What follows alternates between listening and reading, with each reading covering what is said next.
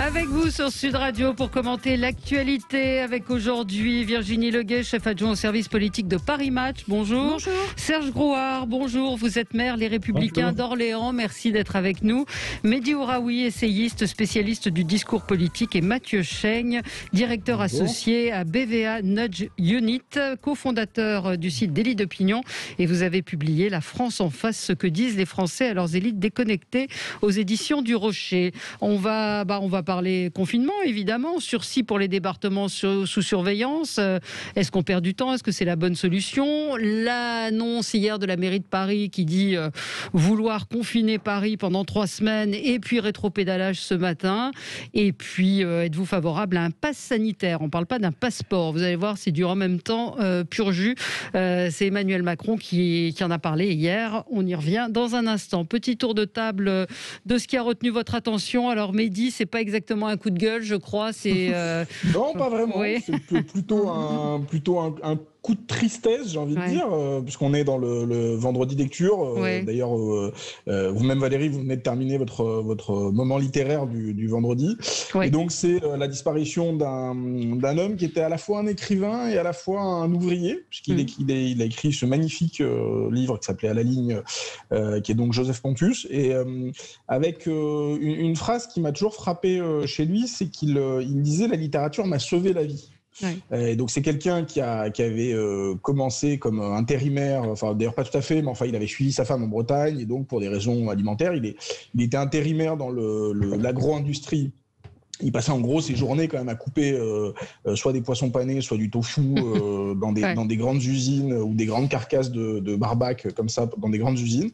Et il en avait tiré une littérature très populaire et en même temps extrêmement brillante. Et ça me fait penser, alors sans polémique, mais en tout cas en mettant les choses en relation, parce que c'est aussi ce que permet de faire la littérature, à cette information que j'ai lue sur Sciences Po sur ces derniers jours, d'un cours où il y avait des points supplémentaires quand on écrivait en écriture inclusive.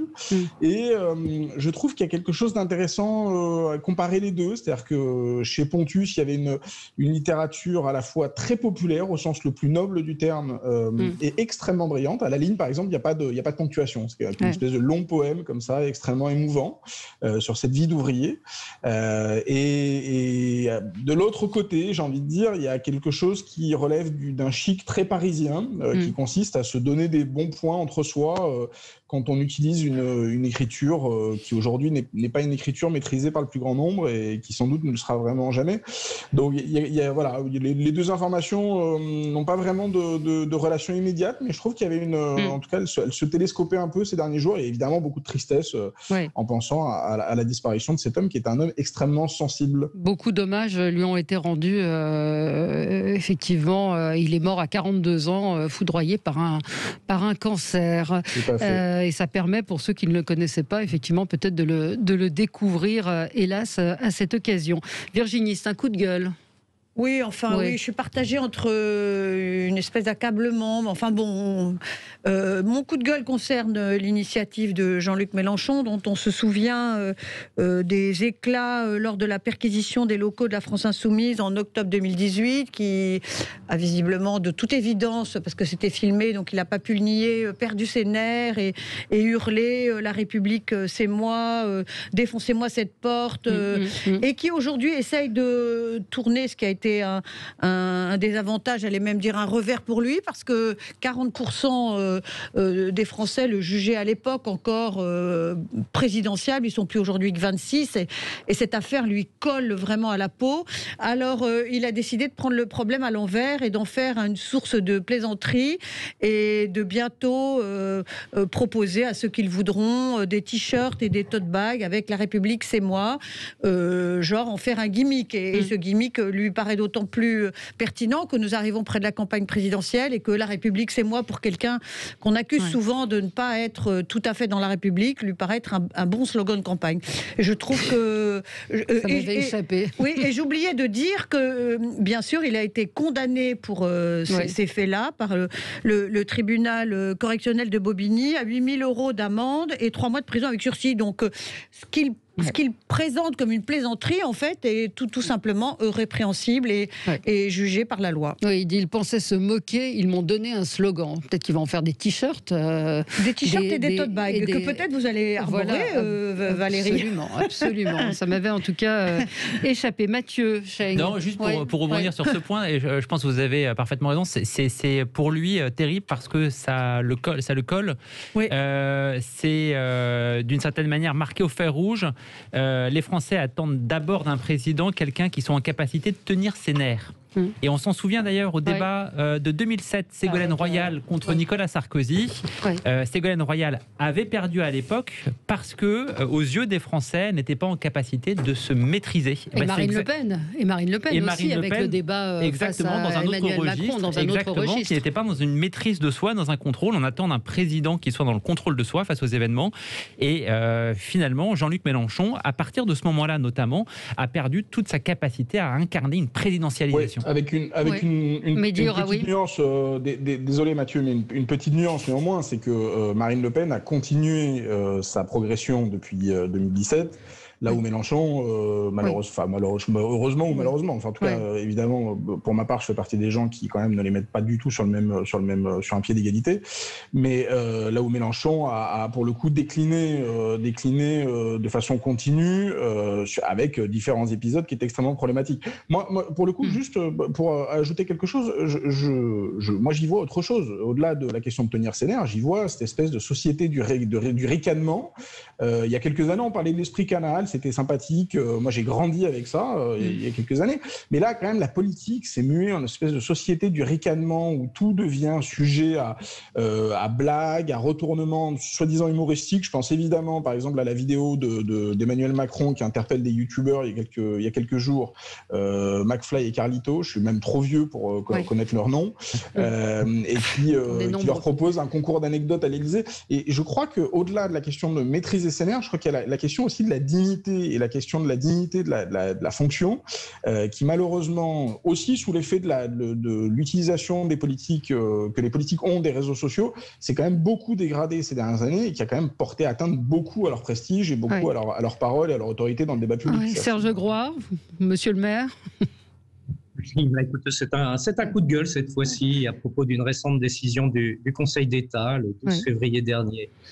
Le Conseil d'État a décidé d'annuler une décision visant à expulser un étranger du territoire national. Alors en quelques mots, je vous explique de quoi il s'agit. Il s'agit d'un Tchétchène qui est arrivé en France en 2011, qui a obtenu alors le statut de réfugié et qui depuis, entre 2011 et 2016, a été condamné à 4 reprises par la justice française et notamment pour apologie du terrorisme. Alors très logiquement, à la suite de cela, l'OFPRA, c'est l'office qui est en charge des réfugiés, avait décidé de mettre fin à son statut de réfugié, donc c'était en 2017. Cette décision de l'OFPRA a été attaquée et le Conseil d'État vient donc de confirmer l'annulation de cette décision de l'OFPRA. J'ajoute à cela que ce monsieur a bénéficié de l'aide juridictionnelle, c'est-à-dire de la gratuité des frais de justice, et le Conseil d'État a condamné l'OFPRA à lui verser via son avocat 3 000 €. Bon, voilà, résultat... Quels étaient les motifs du Conseil d'État pour annuler la décision ? Pour essayer de la comprendre, je dis bien pour essayer de la comprendre, c'est que l'apologie du terrorisme n'est pas le terrorisme. J'essaye de le résumer de manière concise et le plus clair possible. L'apologie du terrorisme est punie par la loi. Vous savez, la lecture des arrêts de la jurisprudence sont toujours assez compliqués. Je l'interprète comme ça. Je ne suis pas juriste. Il y a peut-être d'autres interprétations, mais en tout cas, le fait est là. Et le fait, il veut dire quoi ? Il veut dire, de mon point de vue, qu'il y a une sorte d'impunité. Un étranger peut faire l'apologie du terrorisme sur notre territoire, il n'est pas expulsable. Et ça va créer une jurisprudence pour la suite. Hein. Oui. Alors on va y revenir, Serge Grouard. On est obligé de marquer une pause, c'est l'heure du journal, mais on va en reparler et en redébattre dans un instant avec vous sur Sud Radio. Avec vous sur Sud Radio, avec Mehdi Ouraoui, essayiste, spécialiste du discours politique, Serge Grouard, maire Les Républicains d'Orléans, Virginie Leguet, chef adjoint au service politique de Paris Match, Mathieu Schenk, directeur associé chez BVA Nudge Unit, cofondateur du site Délit d'Opinion, et votre dernier livre, La France en face, ce que disent les Français à leurs élites déconnectées, qui est paru aux éditions du Rocher. Faut-il reconfiner Paris? Confiner Paris 3 semaines. Rétropédalage assez pathétique ce matin d'Emmanuel Grégoire après cette sortie hier soir. On va en reparler. Confinement, un sursis. Attention, j'ai envie de dire attention, pampan cucu si vous êtes pas sage. Hein, c'est en gros ce qu'a dit Monsieur Castex hier soir. Les départements sous surveillance. Et puis êtes-vous favorable à un pass sanitaire comme l'a annoncé Emmanuel Macron? Serge Grouard, oui, vous nous avez parlé, alors j'ai regardé la décision du Conseil d'État, c'est exactement ce que vous nous avez dit. Un réfugié qui fait l'apologie du terrorisme ne se voit pas retirer son statut de réfugié et c'est considéré comme un délit, pas comme un crime. Et donc la conclusion est effectivement qu'une condamnation pour apologie du terrorisme ne peut justifier le retrait du statut de réfugié. Et donc la conclusion, c'est qu'on attend qu'il passe à l'acte. Oui. Vous savez, j'ai été en tant que j'ai été député, j'ai été membre des 3 commissions parlementaires sur le terrorisme, hein, et notamment de la 3e après les attentats de Paris et du Bataclan. Vous savez, je peux vous dire, on s'est rendu avec les collègues députés au Bataclan. On a vu toutes les séquelles de l'horreur. Ouais. On a auditionné énormément de personnes et notamment des victimes. Les victimes, j'allais dire survivantes. Oui. Ça faisait froid dans le dos. C'était terrible. C'était terrible. Là, on a une décision. Attendez, laissez-le terminer, Mehdi. Oui. On a une décision qui vient dire. Finalement, cet homme-là qui n'a rien à faire sur le territoire national, il reste. Voilà. Ouais. C'est l'impuissance de l'État, c'est terrible. Il va falloir restaurer l'autorité de l'État dans ce pays. Alors, c'est en tout cas ce que je dis, ce que je ressens profondément.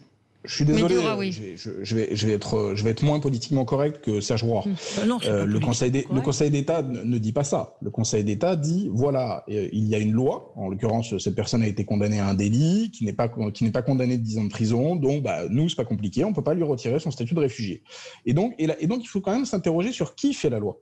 Et Monsieur Grouard, vous venez de dire, et je ne veux pas polémiquer, mais vous venez de dire que vous avez été député. Et je crois que le rôle d'un député, ce n'est pas d'aller écouter des victimes. Un député, ce n'est pas une assistante sociale. C'est quelqu'un qui doit faire la loi. Il y a une commission d'enquête, c'est dans ce cadre-là. Et donc, oui, mais justement, il faut se poser. Je finis juste sur ce point. Non, mais je finis juste sur ce point. C'est que la question, c'est est-ce que les politiques servent à faire des commissions d'enquête et à aller pleurer et écouter des victimes, ou est-ce que les politiques servent à prendre des décisions? Mais ils peuvent faire les deux, hein, les commissions d'enquête, ça sert aussi à ça. Ils peuvent faire les deux, mais moi j'aimerais bien qu'un ancien député... C'est terrible ce que j'entends. Non mais je termine, monsieur Grouard. Ce que j'aimerais bien, c'est qu'un ancien député... Le député doit s'enfermer et faire la loi. Non, mais je voudrais bien terminer sur ce point. Ce que je voudrais bien, c'est qu'un ancien député ne vienne pas à la radio quelques années plus tard pour nous expliquer qu'au fond, un juge qui n'applique que la loi que vous avez faite pendant des années et pour laquelle vous avez été payé pour l'élaborer chaque jour, ça a été votre travail pendant au moins plusieurs mandatures. Bon, voilà. La question, c'est quelle est la responsabilité des députés, des différents partis politiques qui ont laissé la loi en l'état pour que quelqu'un qui est condamné pour apologie du terrorisme et qui effectivement présente un risque de passage à l'acte puisse ensuite profiter de ce trou dans la raquette de la loi. Voilà. Je pense que la politique meurt malheureusement du fait que chacun cherche à déporter la responsabilité sur d'autres. Moi, quand je vois qu'une loi est mal faite, je m'adresse aux députés, je ne m'adresse pas au Conseil d'État. Alors, Serge Grouard, je trouve que vous avez l'air effectivement de vous défausser du sujet. Là, il y a un fait. Il y a un fait qui est une décision de la plus haute juridiction. Il y a une loi. C'est un fait. C'est une loi. On peut retourner dans le passé à Mathusalem, ça ne change rien. Non, c'est une manière. Vous me permettez de parler là? Laissez-le terminer. Allez-y, pardon. Je vous en prie. Bon, merci. Donc vous avez une manière de vous défausser du problème. Pour ce qui nous concerne de toute façon et pour ce qui me concerne, nous avions fait des propositions très fortes à l'issue justement de ce rapport de la commission d'enquête qui malheureusement pour un certain nombre n'ont pas été prises en compte par la majorité de l'époque. Alors je ne vais pas rentrer dans ce genre de petite polémique, ça n'a aucun intérêt. Je regarde la situation du pays. Je regarde le danger du terrorisme qui est là. Enfin, on l'a vu il y a encore quelques jours, quelques semaines, on ne peut pas le nier. Et on retombe dans de la petite politicaillerie. Ça ne m'intéresse pas. Il a été condamné 4 fois, ce Tchétchène, 4 fois pour apologie du terrorisme. Mais là où Mehdi Ouraoui a raison, c'est que la loi stipule que ce n'est pas une raison pour retirer le statut de réfugié. L'OFPRA lui avait retiré ce statut. Ah d'accord. Cette décision a été attaquée, donc ce n'est plus une question stricte de loi, c'est une question de justice, et je précise de la juridiction administrative, pour être précis. Mais monsieur le maire, alors, attendez, on ne va pas faire un débat... une décision administrative de l'OFPRA. Finissons là-dessus, moi j'invite juste... Qu'au-delà encore une fois des petites joutes, cela mérite que l'on puisse poser la question de fond. Alors attendez, on ne va pas faire un débat de... Je voudrais pour terminer là-dessus, j'invite chacun à aller voir la décision du Conseil d'État. Et le communiqué. Pas tous en même temps. Stop. Alors attendez, on va écouter d'autres points de vue. Attendez, on va écouter Virginie Leguet, et puis on va écouter Mathieu Cheng également sur ce sujet. Oui, moi j'entends l'argument de Mehdi Ouraoui, je l'entends cet argument qui est que entre ceux qui dans l'opposition disent voilà ce qu'on va faire, voilà ce qu'on ferait, voilà ce qu'on devrait faire, attendez, je termine si vous m'y autorisez, et ceux qui une fois arrivés, soit au Parlement, soit au Sénat, dans la majorité, votent des lois qui effectivement permettent des applications contestables et contestées, je trouve qu'il y a effectivement un problème. C'est que je ne me rappelle pas, pour vous dire la vérité, peut-être que M. Gouard s'en souvient, mais je ne me rappelle pas du contexte dans lequel a été votée cette loi, je ne me rappelle pas des amendements qui ont été refusés, je ne me rappelle pas des pressions qu'il y a eu de la majorité et de l'opposition, mais il est vrai que le Conseil d'État se fonde sur un texte de loi. Et ce texte de loi, il est vrai qu'il se fabrique à l'Assemblée nationale. Bien sûr. Oui. Après, malheureusement, mais non, pardon, mais vous ne savez pas, justement, je suis désolé d'être un peu cru, mais vous ne savez pas comment se fabrique le droit. Le droit, il se fabrique de plusieurs manières. Il se fabrique effectivement, vous avez raison, par le Parlement, par la loi. Il se fabrique aussi par la jurisprudence. Et la jurisprudence, elle vient des tribunaux. Et là, nous avons la construction d'une jurisprudence par le Conseil d'État. Je ne vais pas vous reprendre tout l'historique du Conseil d'État depuis plus de 100 ans, qui a très largement contribué à organiser la réglementation en France au sens large du mot. On ne peut pas faire reporter la responsabilité sur la loi, mais j'admets volontiers que la loi est toujours perfectible. S'il faut la faire évoluer, faisons-la évoluer. Ce n'est pas le sujet. Mais c'est le sujet, c'est justement le sujet. Nous avons oui, c'est un sujet, bien sûr, je viens de vous le dire. Mais là, nous ne pouvons pas évacuer tout de même l'image qui est donnée, le signal qui est envoyé sur une décision comme celle-là, alors que nous sommes plongés dans les affres du terrorisme. Mathieu Cheng, et puis on... Non, juste pour clore, on est dans un débat qui, je pense, nourrit le terrible sentiment d'impuissance et d'impunité. Avec, ce qui émerge ici, c'est l'idée d'une justice qui est prisonnière, et c'est très bizarre ce que je vais dire, une justice qui est prisonnière de son droit et qui ne défend pas les plus fragiles. Et quand on regarde l'ensemble des baromètres, il y a aujourd'hui une institution qui pâtit particulièrement de cette défiance, c'est la justice française.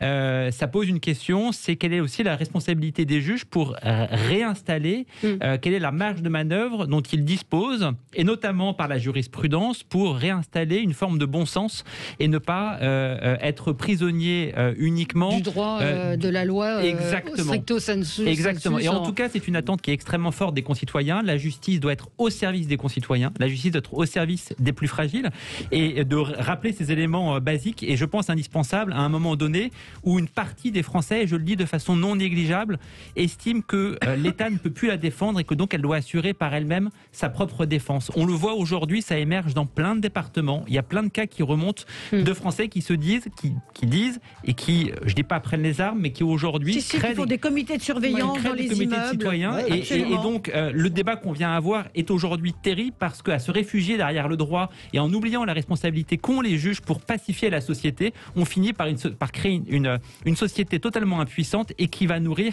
une guerre du tous contre tous. Allez, on marque une pause, on se retrouve dans un instant avec votre coup de gueule, Mathieu, et le mien. À tout de suite. Avec vous sur Sud Radio, on est ensemble jusqu'à midi pour commenter l'actualité. On va revenir dans un instant sur le confinement, évidemment.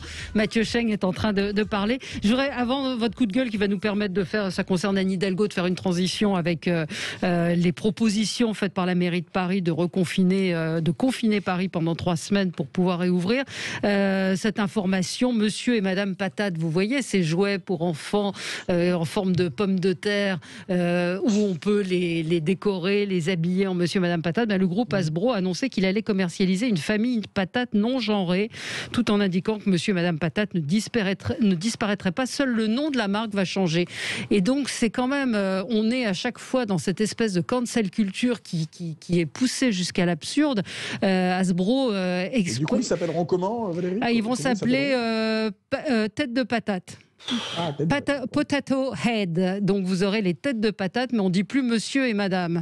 Et donc Hasbro a précisé que monsieur et madame Patate resteront monsieur et madame Patate, mais qu'ils réfléchissent également à créer. En fait, ils vont s'intéresser à l'hétéronormativité, c'est-à-dire au fait que la norme soit l'hétérosexualité, et proposer des kits famille avec suffisamment d'accessoires pour construire 2 papas ou 2 mamans patates. Voilà, et c'est, enfin, je trouve qu'on est dans un, enfin, qu'on le fasse, pourquoi pas, mais les enfants jouent, ils jouent eux-mêmes. En même temps, ça dérange personne, hein. De quoi? Ça veut dire quelque chose quand même de dire on peut plus dire monsieur patate parce que c'est discriminant. Alors là, mais là je suis pas d'accord avec vous, Valérie. Vous avez le droit de dire monsieur patate. On peut plus dire monsieur et madame parce que c'est pas la norme, c'est ça. Il garde monsieur et madame. Non, il garde pas monsieur et madame. Ça s'appelle potato head, c'est-à-dire qu'on considère que sur le jeu de dire monsieur ou madame patate, c'est discriminant, c'est. Il peut y avoir un monsieur et un monsieur et une madame et une madame. C'est genré, donc on ne doit plus genrer les choses. En fait, ce qui est très compliqué, c'est que d'une certaine manière, on passe par la médiation des enfants pour pousser une idéologie. On est en réalité dans une bataille idéologique qui doit s'assumer tel quel. Quel est le modèle familial? Quelle est la représentation des genres? Et ce qui est très gênant, c'est quand ce débat qui peut avoir lieu entre des adultes, au fait, il passe par l'entremise des enfants pour pouvoir pousser ses propres pions. Oui, alors il peut y avoir effectivement des papas qui ont envie ou des mamans qui ont envie d'avoir des jouets non genrés, mais là Valérie, c'est aussi une question de marché, c'est-à-dire que au fond, si les gens ne veulent plus acheter des jouets parce qu'ils sont non genrés, ils achèteront d'autres jouets, c'est pas très grave. C'est pas très grave, si c'est grave, parce que c'est une idéologie qui est en train de prendre une place complètement dingue, ce politiquement correct, cette cancel culture où on arrive à des situations totalement absurdes et démentes. Où on est obligé dans certains musées de mettre un rideau devant une représentation parce que ça choque les gens. Là, on parle pas de ça. Si, on parle de ça. Là, vous pourrez jouer à monsieur et madame Patate avec vos enfants sans que personne vous dérange. Oui, mais ça vous... Enfin, je sais pas, Serge Groix, vous en pensez quoi? Moi, je pense qu'il faut manger la patate. Oui.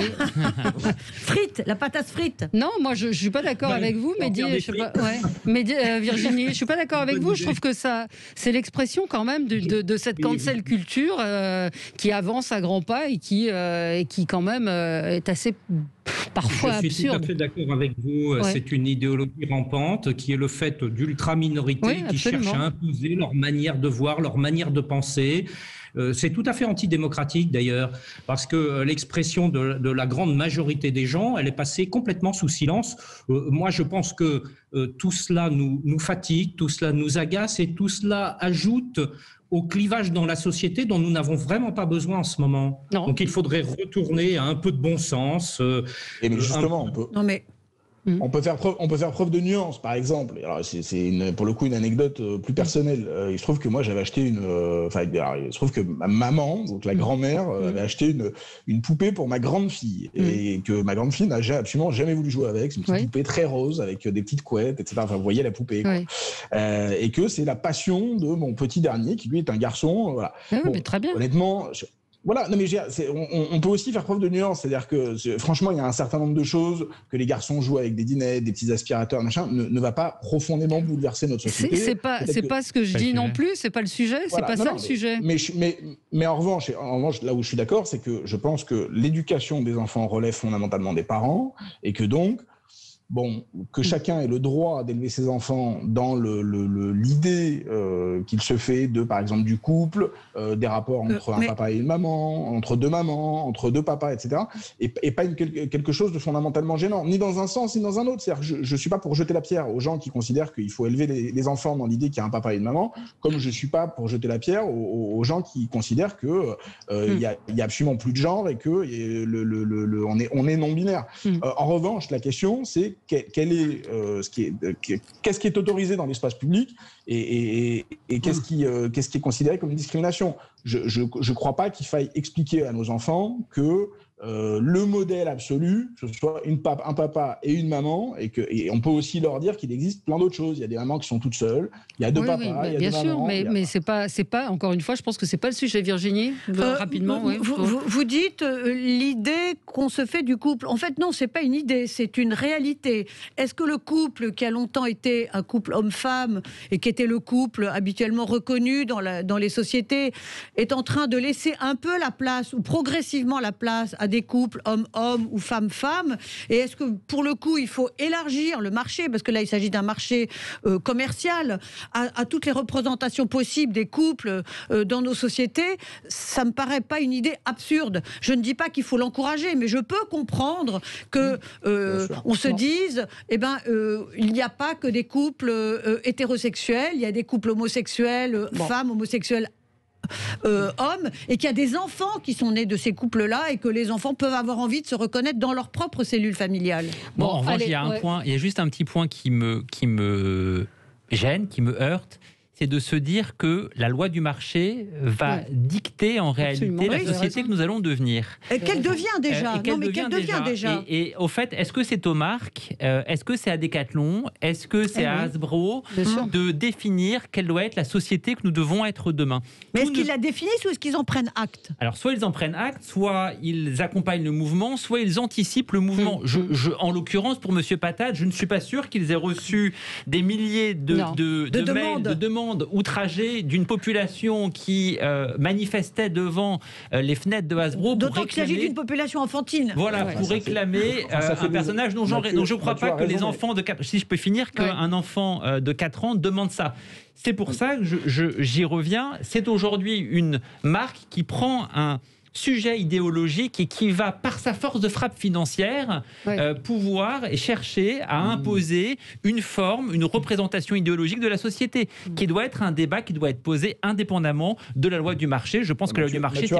Mathieu a raison, mais enfin, ça nous dérangeait moins quand les marques faisaient avaler des kilos et des kilos et des kilos de paillettes roses à nos Oui, mais filles. vous l'avez dit vous-même, vous vous contredisez. C'est-à-dire que des filles, et j'ai des témoignages d'auditeurs qui disent pourquoi genrer les jouets? J'ai 57 ans, j'ai joué au billes, j'ai fait de la boxe, je suis une femme, mère, hétéro, et pourquoi nous gaver à vouloir normer les produits? Non, c'est pas l'exception. Moi aussi, j'ai une de mes filles qui n'a jamais joué à la poupée. Donc, les enfants choisissent eux-mêmes. Et enfin, voilà. Allez, on va clore ce sujet. Mathieu, coup de gueule. Oui, alors c'est un étonnement, en fait. Hier soir, je vois Emmanuel Grégoire, je suis devant une chaîne d'information en continu qui appelle à reconfiner les Parisiens, à fermer les écoles. Et je me dis, mais où est Anne Hidalgo? Pourquoi c'est pas Anne Hidalgo, la maire qui a été élue, qui prend ce sujet? Une décision de cette importance. Et une décision de cette importance. Et alors là, stupéfait, je regarde sur Internet et stupéfait, je découvre... Anne Hidalgo? Où est Anne Hidalgo? On cherche tous Anne Hidalgo, alerte enlèvement Anne Hidalgo. Et Anne Hidalgo, pendant ce temps-là, est en train de faire son tour de France. Elle s'est rendue à Nancy. Pour la présidentielle. Pour la présidentielle. Elle va à Dunkerque, quel choix particulièrement bien choisi. Elle voulait se rendre à Dunkerque. Elle va aller à Montpellier au moment de cette crise sanitaire majeure. Anne Hidalgo n'est pas là. Pour être honnête, je suis stupéfait et étonné à 2 raisons, à double titre. D'abord parce qu'effectivement, la question du timing me semble particulièrement hasardeuse. Quand on voit la difficulté qu'ont les commerces et que vont avoir les commerces dans les mois qui viennent avec un taux de vacances qui va exploser à Paris, quand on voit les difficultés des Parisiens, notamment ceux qui sont fragiles, qui sont âgés pour se faire vacciner alors qu'ils en ont les droits, et le numéro de téléphone de la mairie de Paris qui est saturé. Bref, on se dit qu'il y a en réalité peut-être des problématiques plus essentielles que Anne Hidalgo et son Tour de France. Et puis le deuxième élément qui me semble particulièrement gênant, et là c'est une question de méthode, c'est que Anne Hidalgo, il y a 8 mois, a promis les yeux dans les yeux aux Parisiens qu'elle serait une maire à temps plein pour Paris jusqu'à la fin de son mandat. 8 mois plus tard, on a déjà oublié cette histoire. Moi, j'enlève pas à Anne Hidalgo le droit, dans l'absolu, de se présenter à l'élection présidentielle. Mais je pense qu'il y a une exigence. Si elle veut se présenter comme un rempart au populisme, il faut d'abord acter que... là où on est, là où il est, le politique doit changer le quotidien. Il y a des défis qui sont majeurs pour Paris, la propreté, la sécurité.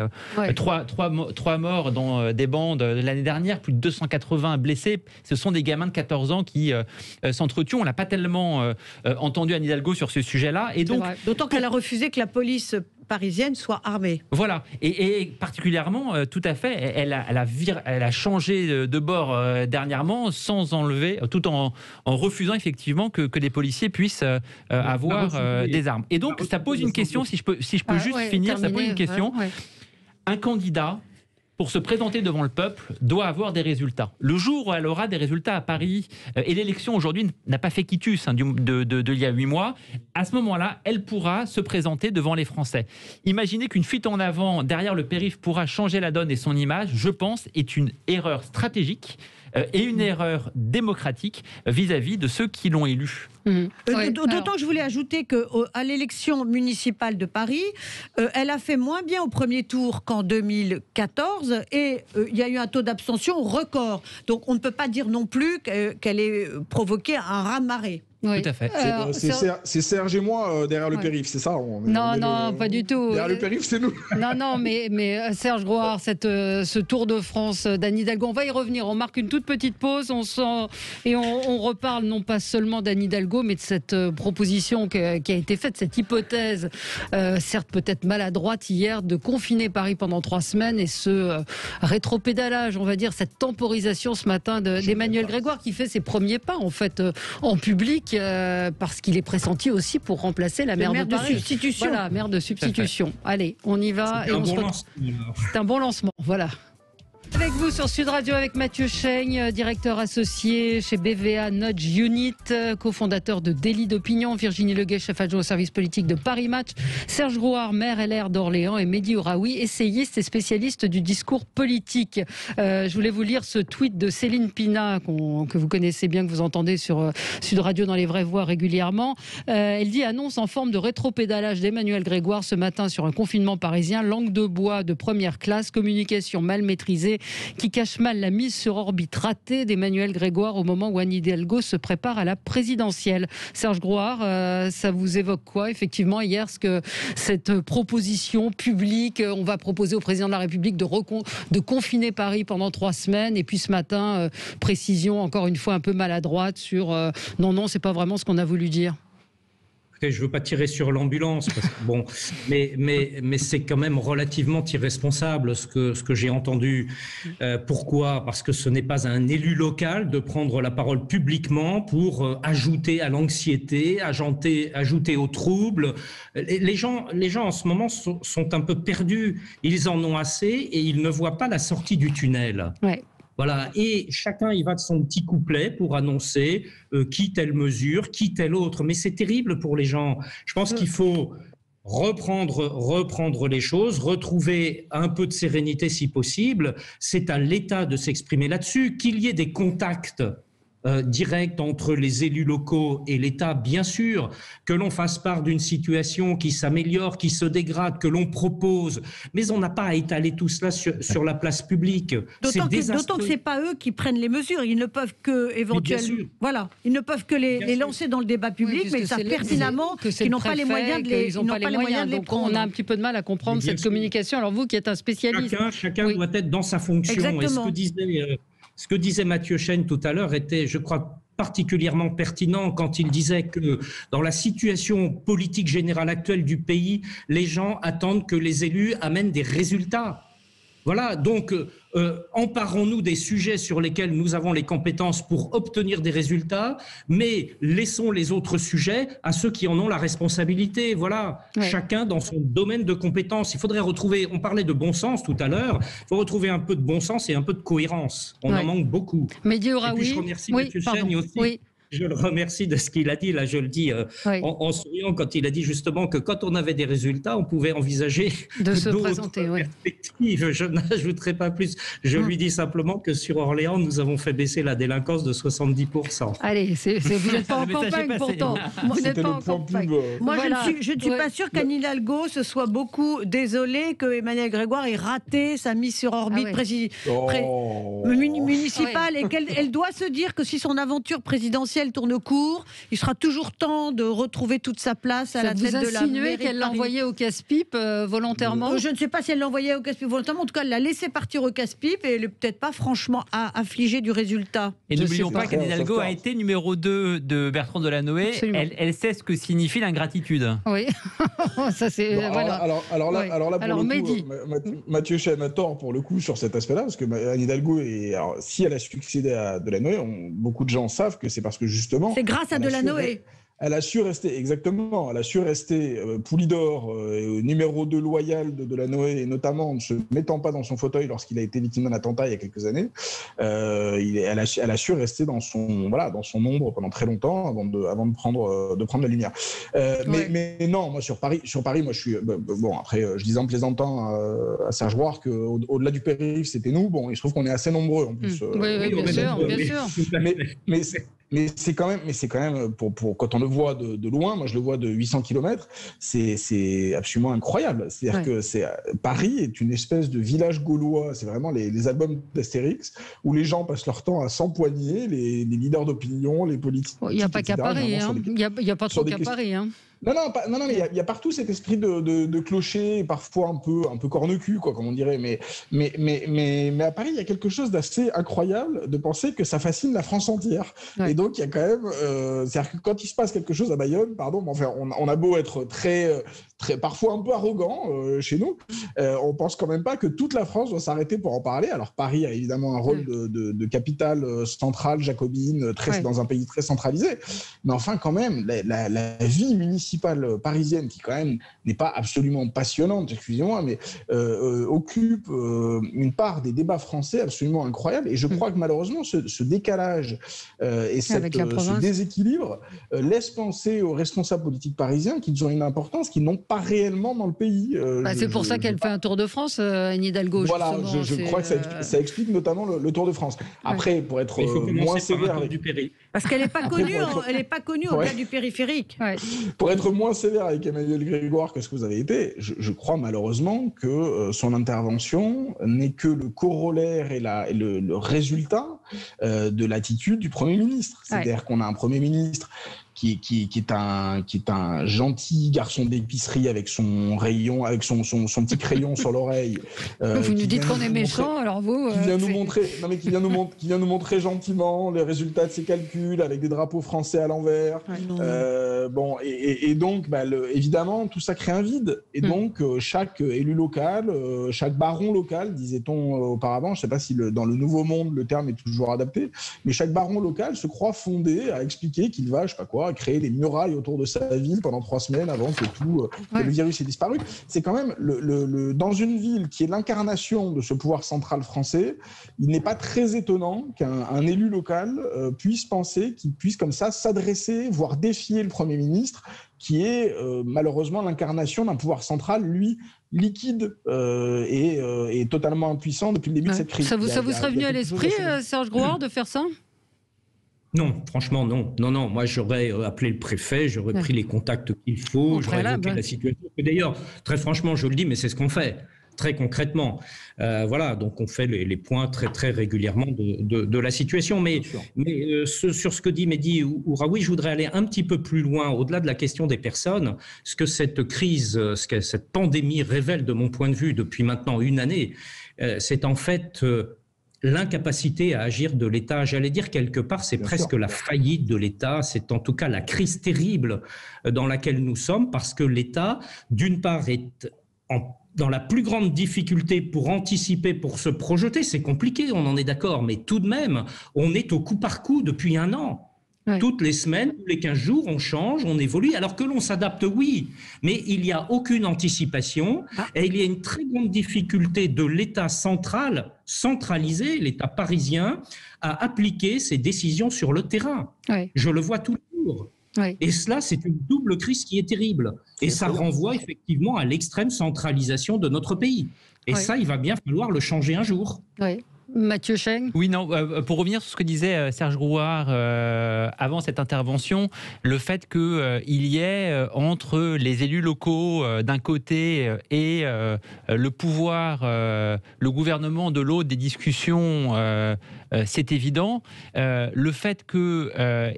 À Paris, ici, ces discussions soient d'abord via les médias et s'apparentent plutôt à un coup de force, exactement comme le dit Serge Grouard, je trouve que là, il y a une dimension qui est étonnante. Oui. Ensuite, sur le fond, je pense que la mairie de Paris commet deux imprudences. La première imprudence, c'est qu'il y a une partie très importante de Parisiens qui ne veulent pas être confinés. Quand on regarde dans les tris croisés, on a environ 3/4 de Français qui sont pour ou qui accepteraient le reconfinement et 1/4 de Français qui n'accepteraient pas le reconfinement. Et bien à Paris, on est dans une population où il y a 1/3 des Parisiens qui n'accepteraient pas le reconfinement. Donc au fait, la mairie de Paris demande un reconfinement là où la population est la plus, j'ai envie de dire, opposée au reconfinement. Et puis après, il y a un deuxième souci. La mairie de Paris se fait fort de représenter le côté local par rapport au pouvoir central. Or, elle fait exactement ce qu'elle reproche au gouvernement, c'est-à-dire imposer de façon unilatérale un reconfinement sans concerter ni les élus locaux, en l'occurrence ce sont les maires d'arrondissement, ni les mairies limitrophes. Et donc ça donne le sentiment qu'elle n'est pas en capacité d'adopter une dimension collégiale qu'elle demande au gouvernement pourtant d'adopter. Oui, je voulais revenir sur ce que vient de dire Serge Grouard sur... la paralysie de l'État. Et c'est vrai que depuis un an, on s'est rendu compte de façon très criante que cet État extrêmement joufflu, pour ne pas dire obèse, que nous avons maintenant, a été dans l'incapacité totale de se montrer agile, de se montrer réactif. Et on va pas revenir au tout début de la pandémie, il y a un an, mais il y a eu l'histoire des masques, après il y a eu l'histoire de TC tracé isolé, ça s'est très mal fait. Aujourd'hui, il y a les vaccins, et on a vu que, bien sûr, il y a des tensions sur les doses, mais qu'une fois qu'au tout début de la campagne, une fois que les vaccins étaient arrivés en France, ils n'étaient pas acheminés au bon endroit. Et là, c'est la responsabilité directe de l'État. Et je rappellerai qu'Emmanuel Macron avait promis pendant la campagne présidentielle de réformer cet État, j'allais dire de lui faire subir une petite cure de minceur et de souplesse, et que non seulement il ne l'a pas fait, mais qu'il l'a encore alourdi, parce qu'il y a plus de fonctionnaires aujourd'hui qu'il y en avait il y a 4 ans quand il est arrivé au pouvoir. La clé, effectivement, je partage ce que vous dites, la clé est effectivement la réforme de l'État. Il ne peut pas y avoir d'autres réformes qui fonctionnent si on ne réforme pas l'État, parce qu'on est incapable de mettre en œuvre les autres réformes. Depuis 30 ans, depuis 30 ans, on pourrait le faire. Et ça n'a été fait ni par la gauche ni par la droite. Oui. Ah, mais je ne dis pas le contraire. Mais c'est le constat, je dirais même depuis 40 ans. Oui, c'est ça. Oui. Je voudrais qu'on parle quand même donc de l'intervention du Premier ministre hier, Jean Castex, qui a annoncé qu'une vingtaine de départements français étaient placés sous surveillance renforcée en raison de la très forte circulation du coronavirus. Donc c'est une prise de parole qui survient après l'annonce d'un confinement localisé à la fois pour le week-end à Nice et à Dunkerque. Donc en gros, il faut faire attention, sinon il y aura du reconfinement dans ces régions le week-end vraisemblablement. probablement. Est-ce qu'on perd du temps? Est-ce que c'est une bonne initiative de la part du Premier ministre? On va en parler dans un instant après la pub. À tout de suite. Avec vous, on débat sur Sud Radio, donc sursis pour les départements sous surveillance, reculer pour mieux sauter, ou au contraire, est-ce que c'est une bonne chose d'attendre, Mathieu Cheng? Non, mais d'un point de vue de l'opinion, il y a un retour sur l'atmosphère qui est à effectuer. On a mis dans la tête des Français, pendant tout le mois de février, qu'on pourrait éviter le confinement. Les chiffres, notamment des confrères de Harris, ils montrent que, notamment hier, il y a une proportion de plus en plus importante de Français qui considèrent qu'on pourra éviter le confinement. Le gouvernement, de son côté, se rend compte que plus ça avance, plus on va devoir reconfiner. Et donc, il y a un temps nécessaire, juge le gouvernement, pour faire atterrir le sujet, pour que les Français reprennent conscience qu'il va falloir retourner à la niche. Et c'est d'autant plus compliqué quand ça fait maintenant une année qu'ils alternent couvre-feu et confinement. Ma crainte, et la crainte surtout du gouvernement, c'est qu'il y ait une partie minoritaire, mais de plus en plus, j'ai envie de dire, mobilisée, qui refuse de se confiner. Et si vous avez... Ça, vous le sentez dans les... on a aujourd'hui, en gros, 3/4, entre 2 tiers des Français... et 3/4 des Français qui accepteraient de se reconfiner. On a 1 tiers qui refuserait de se reconfiner, dont environ entre 10 et 15% des Français qui refuseraient totalement de se reconfiner. Si vous avez dans la rue même 15-20% de la population qui refuse de se confiner, au fait, vous cassez le pacte qui fait que tout le monde se confine en même temps. Si vous mettez un sentiment d'injustice dans la pomme... C'est le verre qui est pourri et qui fait que vous allez avoir de plus en plus de gens qui vont se dire pourquoi moi je vais faire des efforts alors que ces efforts ne sont pas partagés. Il y a beaucoup au fait de normes sociales qui jouent. Et c'est pour ça que le gouvernement aussi et qu'il est obligé de faire un atterrissage en douceur pour que les esprits acceptent une nouvelle fois de se confiner. Oui, mais c'est vrai que c'est un peu le chaud et le froid quand même. On a un petit peu de mal. Oui, Mehdi Houraoui. Oui, mais moi je crois qu'il faut revenir aux mots.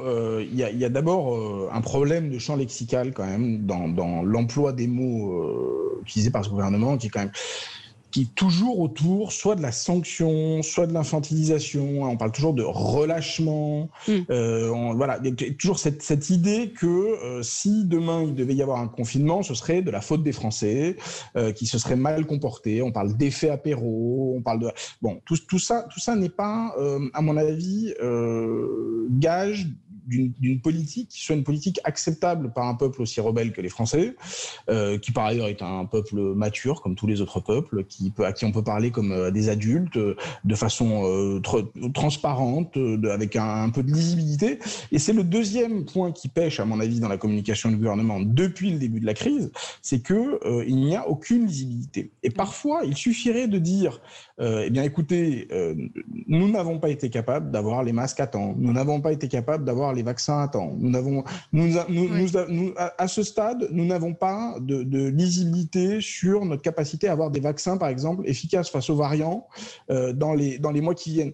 Plutôt que de vouloir systématiquement, et on revient à un débat qu'on a eu en début d'émission sur la dignité de la fonction, la dignité de la politique, etc., et on revient à un problème récurrent qui est un problème de coût politique. Il y a un problème de coûts COUPS, de petits coûts politiques, de petites politiques politiciennes, de petites communications, qui consistent à croire qu'on va pouvoir retarder indéfiniment ce confinement, gagner politiquement des points de popularité parce qu'on aura été le gouvernement le plus intelligent du monde au moment où tout le monde reconfinait, à ne pas confiner, et à croire qu'on peut engranger des petits points politiques à l'approche, par ailleurs, des élections départementales et régionales, au lieu peut-être de prendre des mesures qui seraient des mesures plus radicales, mais en les expliquant mieux aux Français, et surtout qui, demain, permettraient de vivre moins longtemps dans cette situation de Covid. C'est-à-dire à quoi sert de ne pas confiner aujourd'hui moi, je ne suis pas un spécialiste de la santé, mais à quoi sert de ne pas confiner aujourd'hui et d'en faire une bataille politique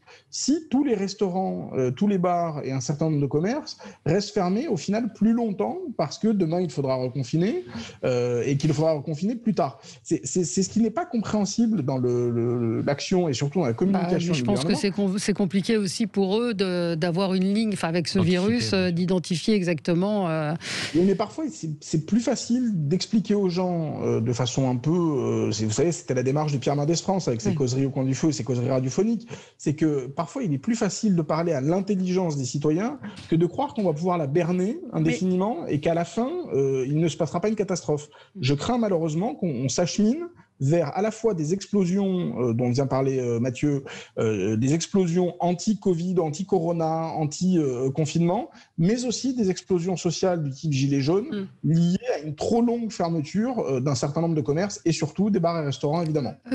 Virginie. Moi, j'ai l'impression que le dilemme du gouvernement, il est tout à fait politique. Lorsqu'il a pris fin janvier la décision de ne pas reconfiner le pays pour la 3e fois, on l'a vu assez vite dans les enquêtes d'opinion, les Français lui en ont été très reconnaissant. Et sa cote dans les sondages est devenue élevée, bien plus élevée que... Et on ne reviendra pas sur tous les sondages que nous avons lus ces dernières semaines, mais bien plus élevée que François Hollande et Nicolas Sarkozy à ce stade-là du quinquennat.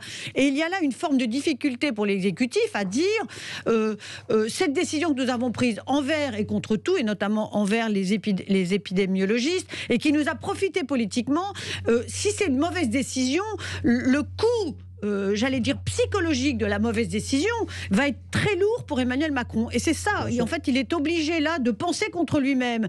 C'est-à-dire, jusqu'à quand je vais pouvoir résister avant de reconfiner partiellement ou nationalement, et jusqu'à quand je vais essayer de tenir cette ligne de crête qui est déjà très élevée, qui est très difficile, mais qui jusqu'à présent n'a pas encore explosé. Rappelons-nous quand même que quand il avait décidé de ne pas reconfiner pour la 3e fois, les épidémiologistes nous annonçaient une courbe exponentielle. On ne l'a pas vu encore, cette courbe exponentielle.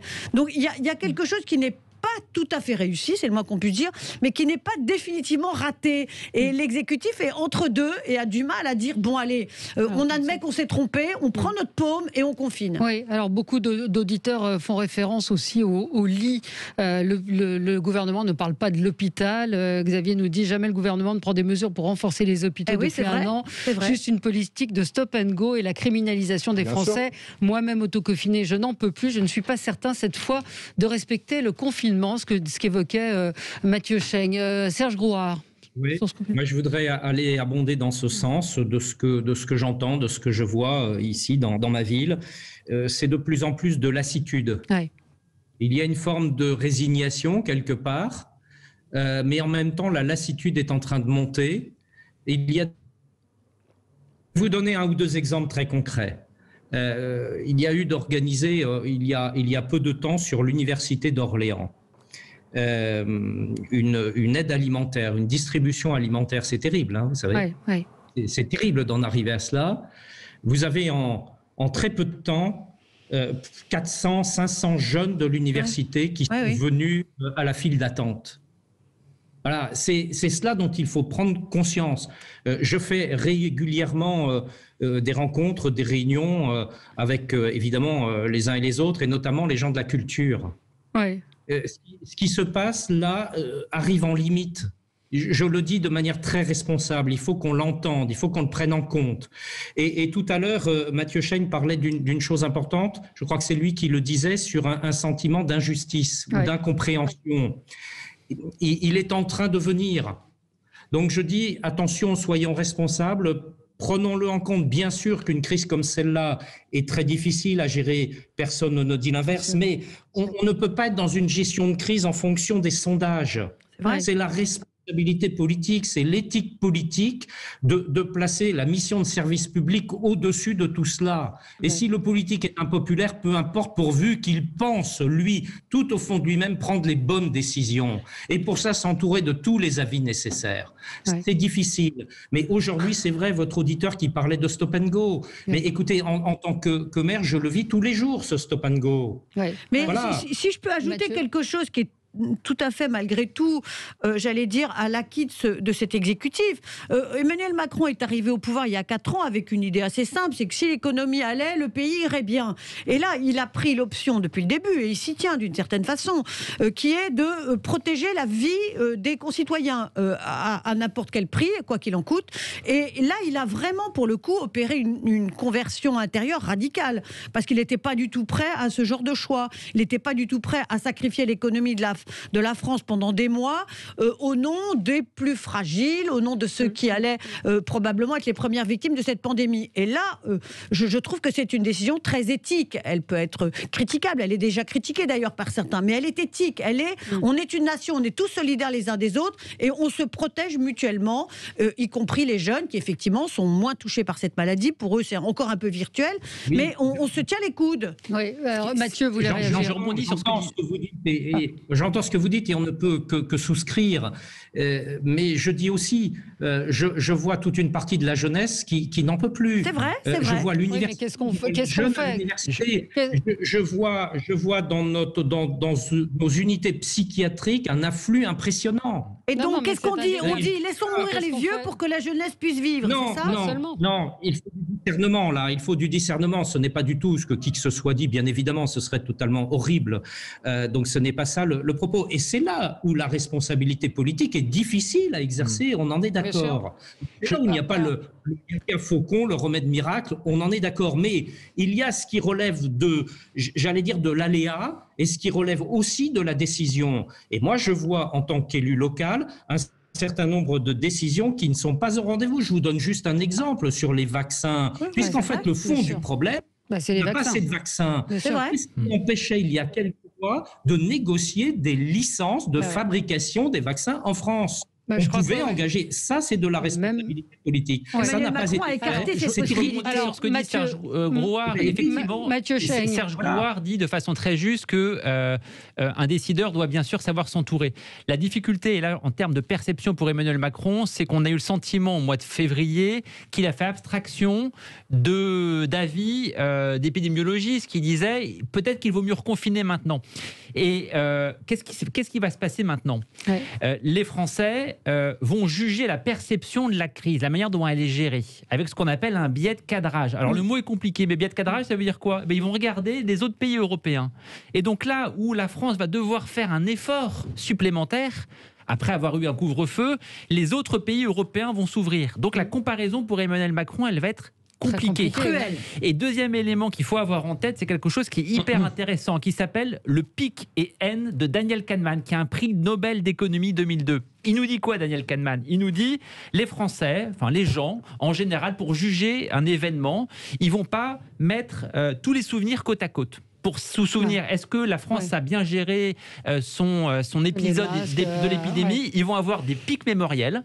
Ils vont se souvenir des masques, de l'intervention de Macron sur la guerre, et puis ils vont se souvenir de la fin. Comment s'est passée la fin? Or, pour les Français, on espère tous qu'il y aura une fin de cette épidémie. Cette fin, elle sera extrêmement laborieuse, avec un supplice chinois, un couvre-feu, puis un confinement qui semble inéluctable, là où les autres pays vont s'ouvrir sur une fin qui, a priori, en raison du vaccin et en raison des efforts qui ont été fournis au mois de février, sera moins difficile. Donc je pense que, d'un point de vue de tactique politique, Emmanuel Macron commet une erreur qui est, j'ai envie de dire, assez lourde. Pourquoi? Parce que au lieu de faire l'effort au même moment que les autres pays, on risque de faire les efforts après. Mais il a gagné effectivement, certainement en popularité. Mais il peut reperdre ce qu'il a gagné. Il va reperdre parce qu'en fait, ce qu'il a gagné, parce que les gens ont effectivement lui sont gré de ne pas avoir confiné. Mais si c'est pour derrière confiner, c'est de se dire on a eu les morts, on a eu le couvre-feu et en plus derrière on a eu le confinement. Le prix à payer politique sera très lourd. Et puis c'est un problème. Et puis c'est un problème de gestion sur le temps long ou sur le temps court. C'est-à-dire que malheureusement, on a l'impression que toute cette crise a été gérée très souvent sur le temps court, et notamment parce que le gouvernement ne disposait pas des informations ou simplement des outils, les masques, les vaccins, les services de réanimation, etc. Là où peut-être il aurait fallu, et Emmanuel Macron a des qualités intellectuelles qui lui auraient permis de faire ça, et c'est pour ça que c'est un rendez-vous raté qui est assez préoccupant. C'est-à-dire que Macron est quelqu'un de très intelligent, d'assez brillant, qui a plutôt un sens de l'histoire assez développé, et donc il aurait pu avoir une vision sur le temps long de ce que pouvait être d'abord la crise. Avouez que c'est dur, c'est une pandémie à laquelle personne ne s'attendait. Franchement, la vision sur le temps long. À sa décharge, personne n'aimerait être à sa place. Je parle pas tellement des solutions. Juste pour répondre. On peut toujours dire ça après. Je parle pas des solutions pratiques et concrètes, puisque ça, évidemment, tout le monde était plongé dans le brouillard. Je parle plutôt de la façon de s'adresser à son peuple, qui, au début, moi, je fais partie des gens qui ont plutôt salué son premier discours. Je ne sais pas si vous vous en souvenez. Nous sommes en guerre. un discours qui était quand même d'un certain niveau, qui en plus était dans une très belle langue et qui s'adressait à l'intelligence des gens. Et je crains malheureusement qu'ensuite il ait eu le nez un peu systématiquement piqué sur les sondages au lieu de regarder, d'avoir une photo plus vaste du pays. Bon, on aura l'occasion d'en redébattre. Merci à tous les quatre. Très bon week-end pour Sud Radio à lundi. Bonne journée.